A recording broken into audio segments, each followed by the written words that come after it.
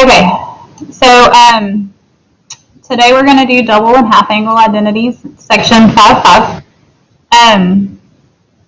So again, it's just some new identities, and then we're going to work with them, and we're going to make it as easy as possible for you because I don't expect you to memorize these identities, not IDs.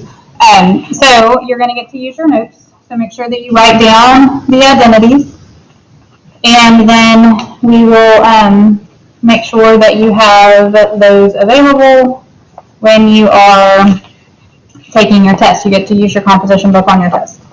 All right, so double angle identities. We have sine of 2u or 2 theta, whatever variable you want to use, is equal to 2 times sine of that angle times cosine of that angle. The double angle for cosine is that cosine of 2 times an angle is equal to cosine squared of that angle minus sine squared of that angle. Or cosine has like 3 options.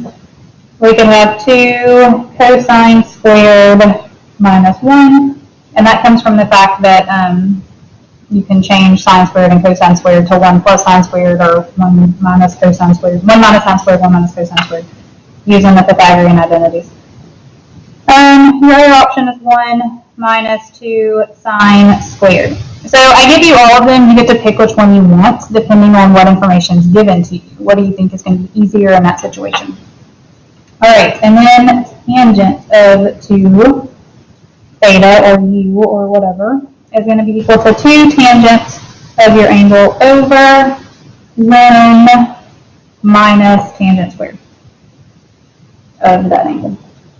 All right, so half angle identities are ugly. So for sine of u over 2, we have plus or minus, and it depends on what quadrant. You have to make that decision based on what quadrant you're in. Cosine, 1 minus cosine over 2.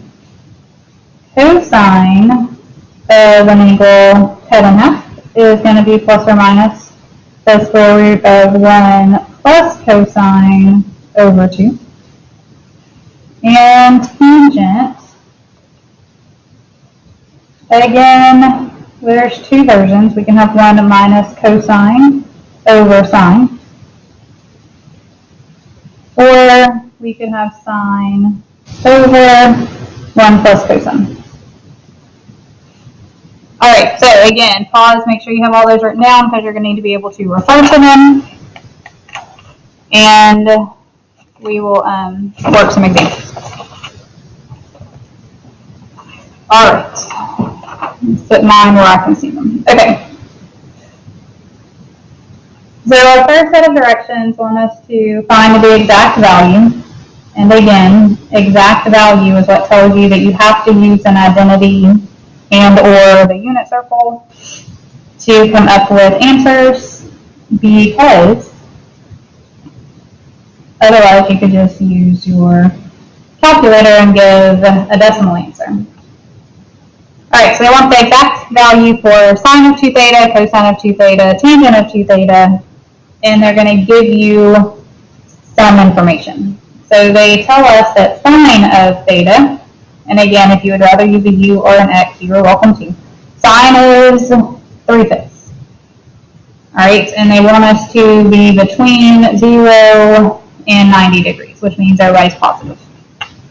Alright, so first of all, if sine of 3/5, if sine is 3/5, I'm dying, y'all. Draw a triangle, pick the angle to be theta. Sine is opposite over adjacent, so that means, I wrote it in the right place, I said the wrong thing. Sine is opposite over hypotenuse. We can label the adjacent as 4 because that's a Pythagorean triple. Alright, so again, they tend to be kind to you. Sometimes they will not be, and you have to do the Pythagorean theorem to get that other side, which is going to happen on example 2. But for this one, we got a Pythagorean triple, so use that to your advantage. Okay, so we want sine of 2 theta. We only have one option for that. We're going to do 2 times sine times cosine. So 2 times sine theta cosine theta. So we know that sine is 3/5, and we can look at this triangle that we just drew and say that cosine is 4/5. Remember that whole numbers are like over 1. You do top times top times top. So 6 times 4 is 24. Bottom times bottom times bottom gives us 25. We are done with sine. Alright, so now cosine of 2 theta. So cosine is one where you have options. Well, since they gave me sine, I'm going to pick the formula that only has sine in it. So I'll do 1 minus 2 times my sine value, which is 3/5 squared. So if I square this, I get 9/25. Remember, this is 2 over 1. So this is going to be 18/25. I'm going to call 1 25/25 so that I have a common denominator, which gives me 7/25. Alright, and then last, they want us to find tangent of 2 theta.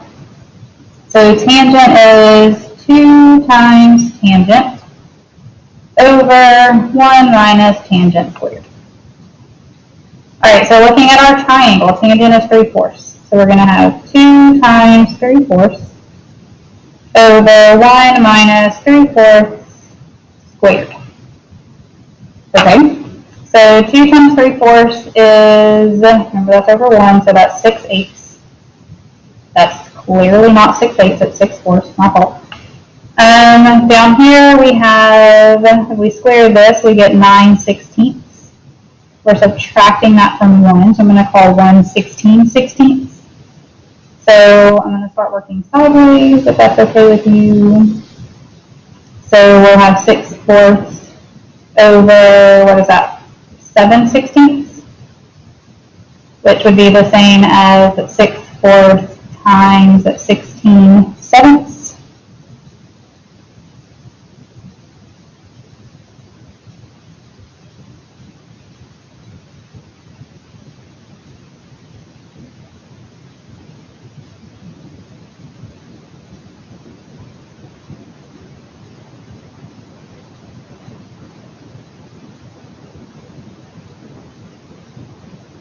I'm thinking.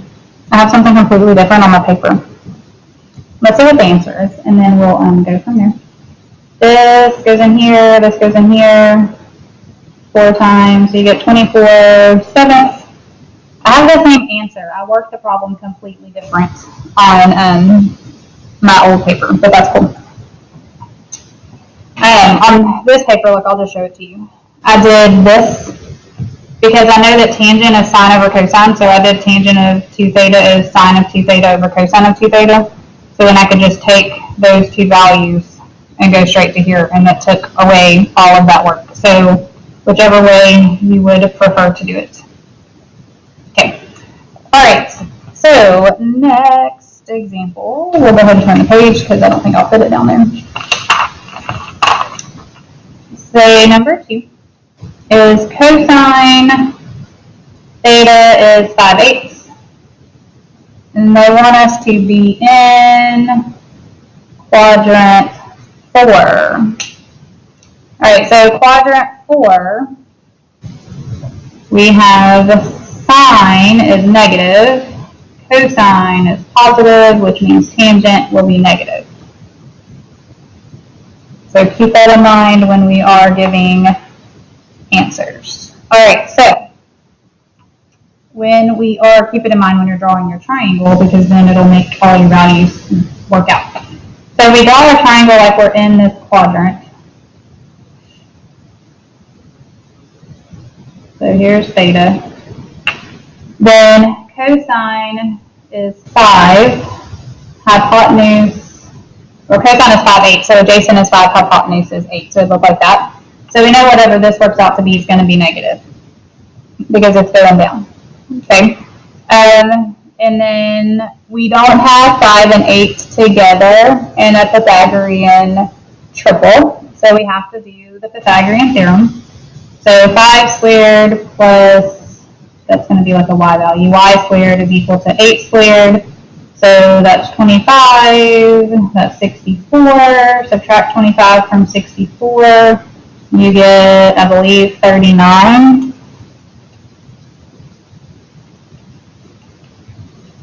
So we have the square root of 39. Alright, so we want to do sine of 2 theta. We're going to do 2 times sine times cosine. So sine, looking at our picture, is opposite over hypotenuse. So negative root 39 over 8. Cosine, they told us, was 5/8. So we get 2, and we get negative, well, let's just do this. Multiply them all at the same time, right? Remember, this is over 1. So this is going to be negative 10 root 39 over 64, which will reduce to negative 5 root 39 over 32.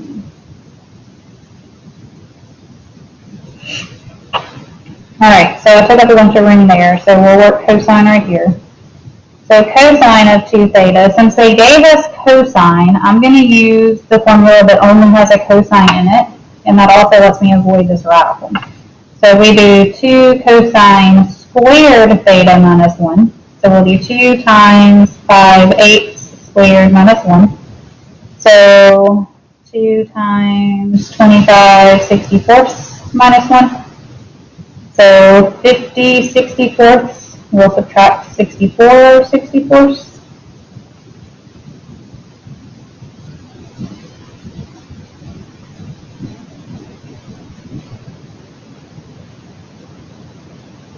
So we'll get negative 7, no we won't. We'll get negative 14, I jumped too far ahead. I was thinking about the fact that the answer is going to be negative and that that's a problem, but I'll explain to you why it's not. This reduces to negative 7 over 32. Okay, so what I hesitated for was I was thinking, oh goodness, this is going to be negative, I'm supposed to be positive, but no. The original angle is in quadrant 4. But if I double that angle, I'm not going to be in quadrant 4 anymore. So it's okay that my sign changed. Alright, so for tangent. Tangent, instead of using like the actual formula, anytime you're finding tangent of 2 theta after you've already found sine of 2 theta and cosine of 2 theta, you can just do the fact that you know tangent is sine over cosine. That actually makes it a lot easier, and I don't know why I didn't think about that a minute ago. So if I take this for sine over this for cosine, then I'm going to have this times this, and you see that these cancel. So I just get negative 5 root 39 over negative 7, which is just going to make it a positive.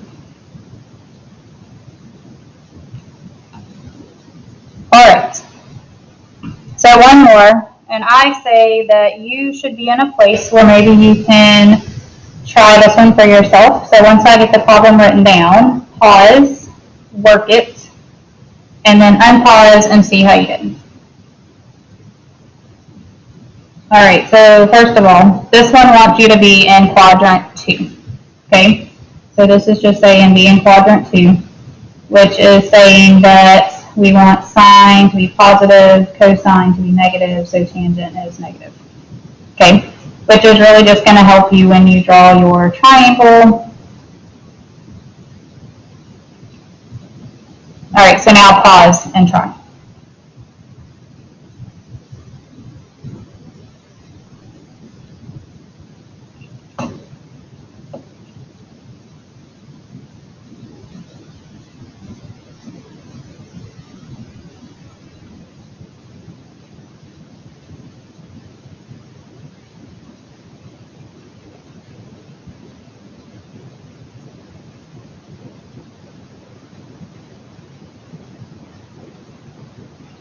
Alright, so I drew my triangle, Pythagorean theorem, I got that x coordinate, that adjacent side is negative root 5. So for sine of 2 theta, we're going to do 2 times sine of theta times cosine of theta. Sine is 2/3, cosine is negative root 5 over 3. So we get negative 4 root 5 over 9.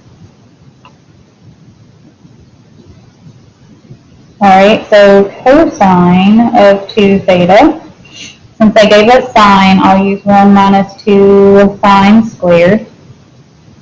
So 1 minus 2 times 2/3 squared. So 1 minus 2 times 4/9, which is, let's see, that's going to be 8/9. So we'll call those 9/9. So we get 1/9.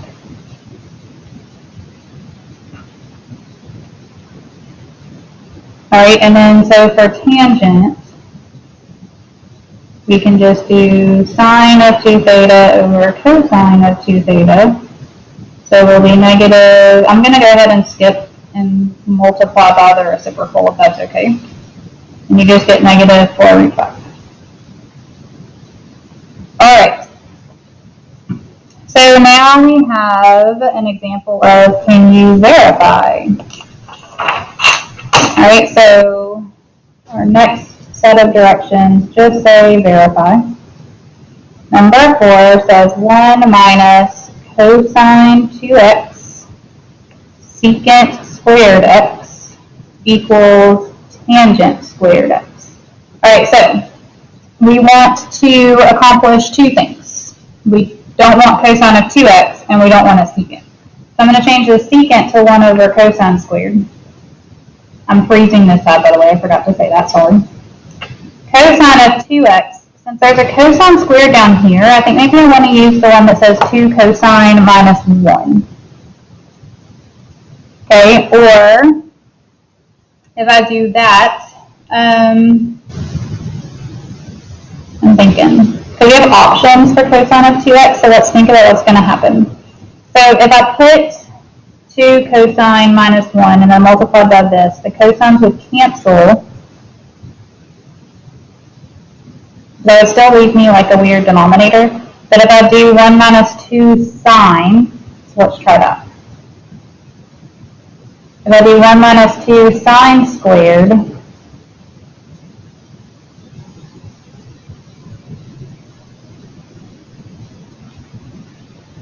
then I'm going to get a tangent squared here.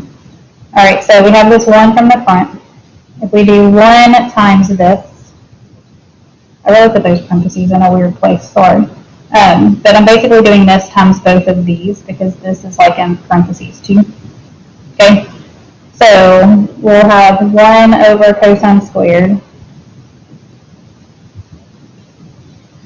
minus 2 and then tangent squared.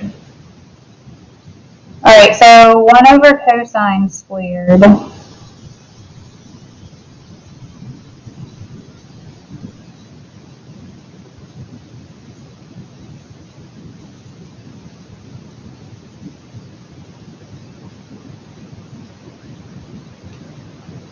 let me think. My brain is not working the way that it did.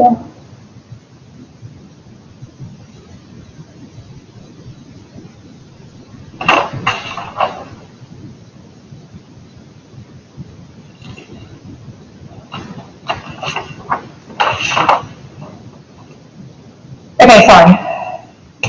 What I'm trying to do in my head and what I have on my paper are not the same thing, which is throwing me for a loop. So, let me think about what I have. Here is my thoughts. Going down the road I'm going down. If I change this to secant squared, and I know I just changed one a while ago from secant squared, you're probably thinking, what the heck? But 1 minus secant squared, if I pull a negative out of that, and have it as negative 1 plus secant squared, then we know that secant squared minus 1 is equal to tangent squared. So this is just negative tangent squared. So bringing this down, I'm going to get negative 3 tangent squared, which makes no sense.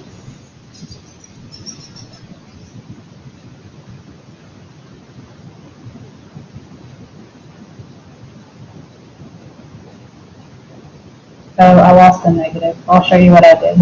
Ooh, lordy. We'll go back through all of this in a minute because I know none of this makes sense.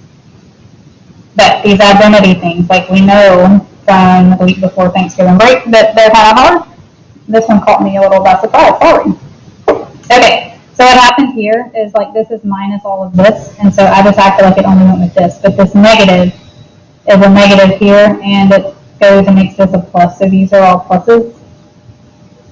So when I put these together, it's just tangent squared x, which gives me what I wanted. So to recap, I changed this to 1 over cosine, and I changed this to 1 minus 2 sine squared. And the reason I picked the one with the sine is because I wanted to change this to a tangent because I was trying to get a tangent.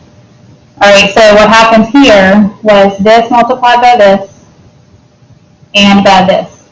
So we also have this negative. So what I really needed to do is make this plus and call that negative there and that plus there. And that way I get a positive and a negative in that next step, and that makes a little more sense.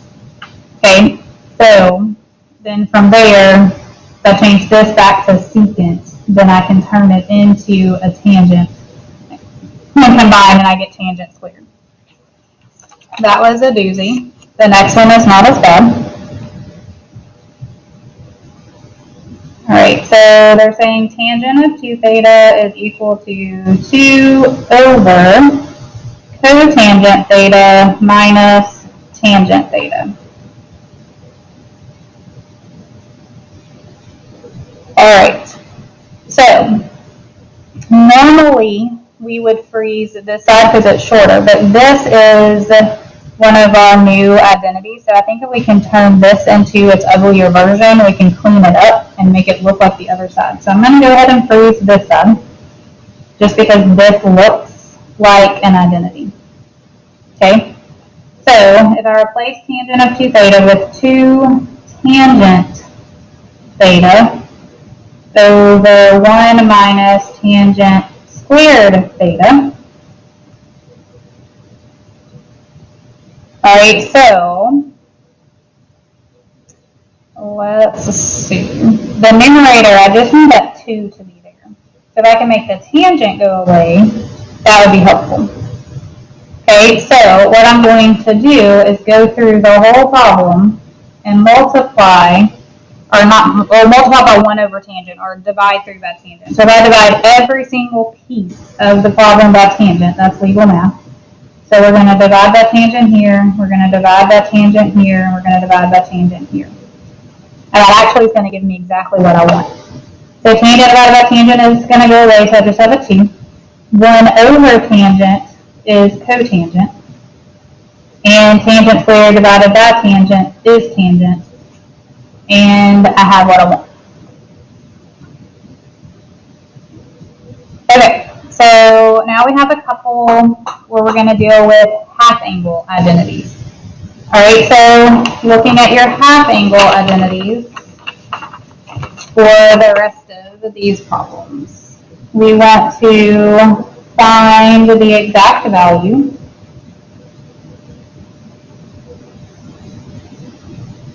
and they give us sine of 105.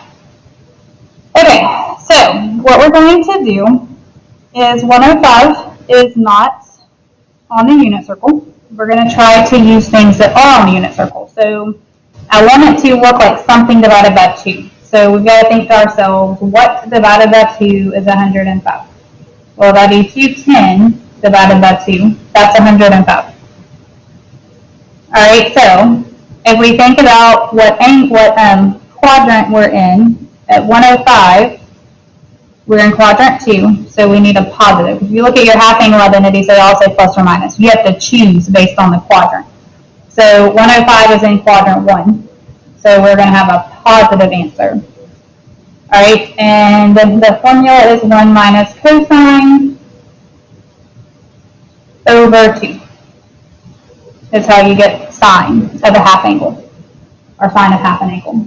All right, so we have to refer to our unit circle. So find that if you don't have it out. So at 210 degrees, the cosine, the x coordinate is negative root 3 over 2.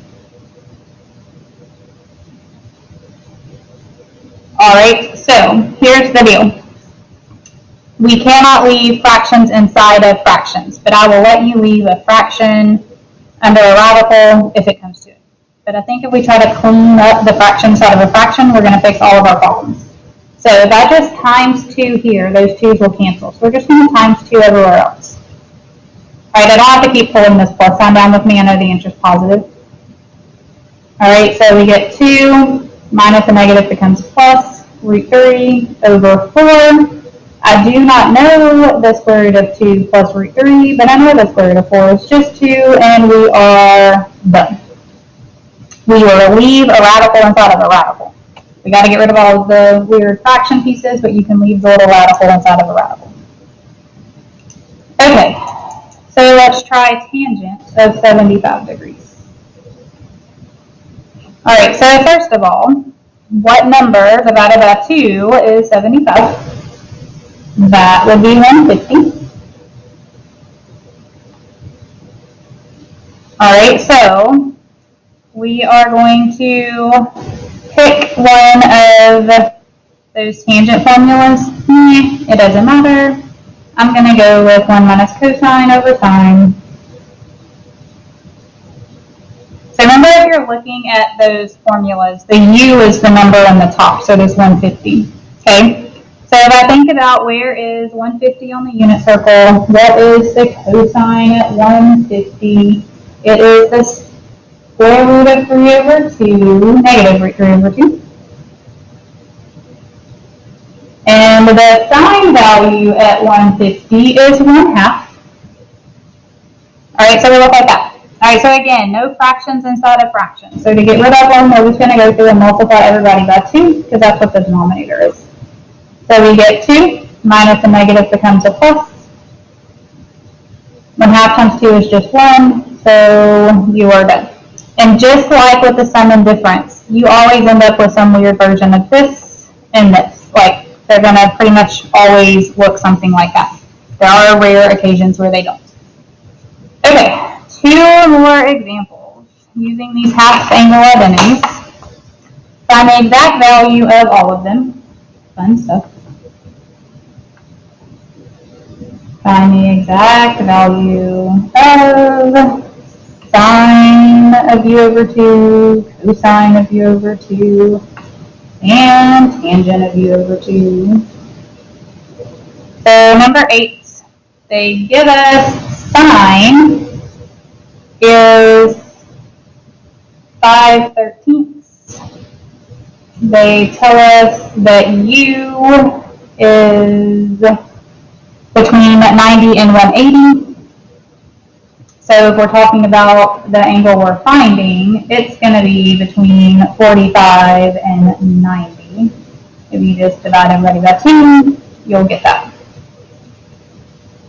All right, so between 45 and 90, we are in quadrant 1, so everybody's positive.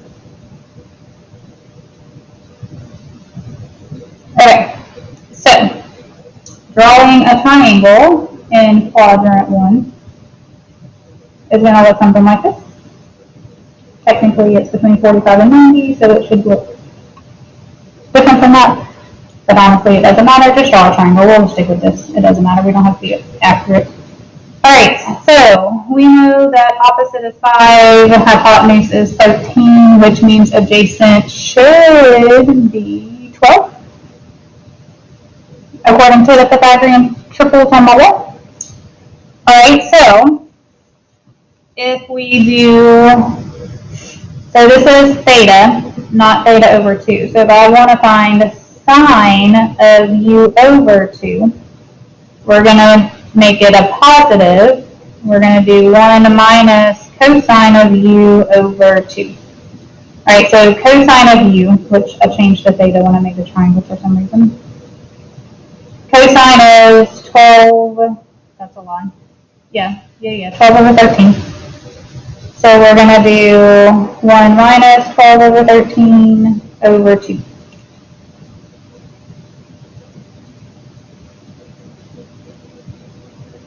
All right, so cleaning this up or making it uglier.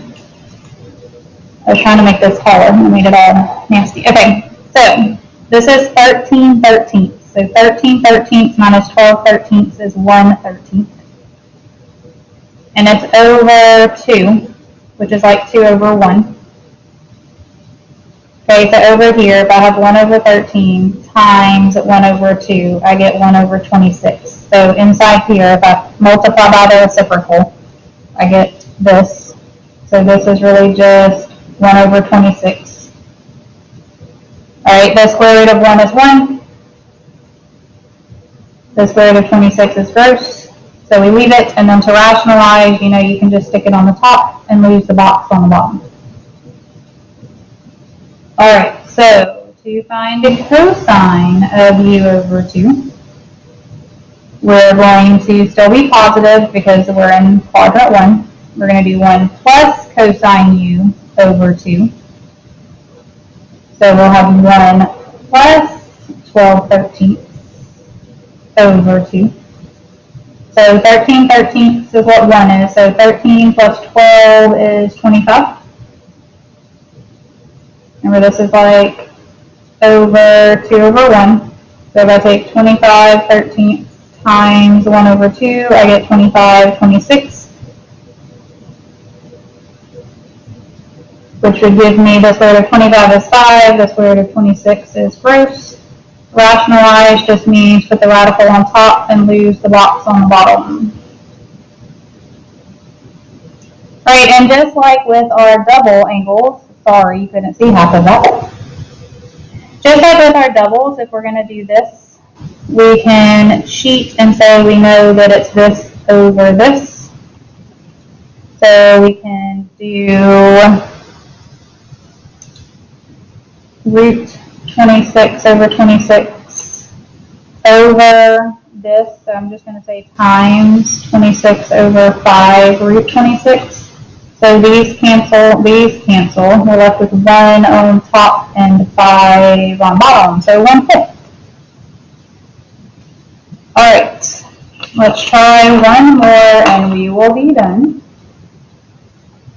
When you take your test, it's going to be over the things that were from before Thanksgiving break, so you may want to take a minute and rewatch the videos from before Thanksgiving break sometime between now and Monday when we do a review of the whole chapter, because that'll make it a little fresher in your mind. Alright, so last example for this lesson. They're telling us that cotangent of u is 3. And we are between 180 and 270. So that means that the angle we are actually finding is between 90 and 135, which is quadrant 2. So sine is positive, cosine is negative, tangent is negative. Alright, so this is like over 1. So if I draw a triangle, and again, I'm not worrying about drawing it in the right orientation. I could use the right variable. So this is adjacent over opposite. So 3 goes here, 1 goes here. So 1 squared plus 3 squared is going to give me that hypotenuse squared. So 1 plus 9, so 10. So we get root 10 for that guy. Okay. So instead of writing all of this down, I'm just going to show you what I have in my book, because I'm not going to make you do a whole lot of cleaning up. Okay? So when you do the sine formula, first of all, remember it's this is what we got off of our identity page. So if we do 1 minus cosine, cosine is adjacent over opposite, so 3 over root 10. So we have 1 minus 3 over root 10 over 2. If I go through and I multiply everything by the square root of 10, then I get root 10 minus 3 over 2 root 10. And we're just going to leave it all gross and ugly, because there's not a whole lot of cleanup that can happen there. The only thing we're trying to get rid of is fractions inside of fractions. I'm okay with radicals inside of radicals. Okay? So for cosine, it's just 1 plus 3 over root 10. So again, multiply everybody by the square root of 10, and it looks like this. All right, tangent, you're going to do sine over cosine, so this one over this one. And what happens here is when you multiply by the reciprocal, these are going to cancel. So you just have this over this. Okay, so if I take this and flip it, then these guys would cancel out. And we're done. Just remember that cosine and tangent are negative, so I missed putting the negative on these. But I put it on this one because this one was positive, this one was negative. So ultimately, tangent is negative. All right, so if you have questions, and I expect them, let me know. I'll be happy to help.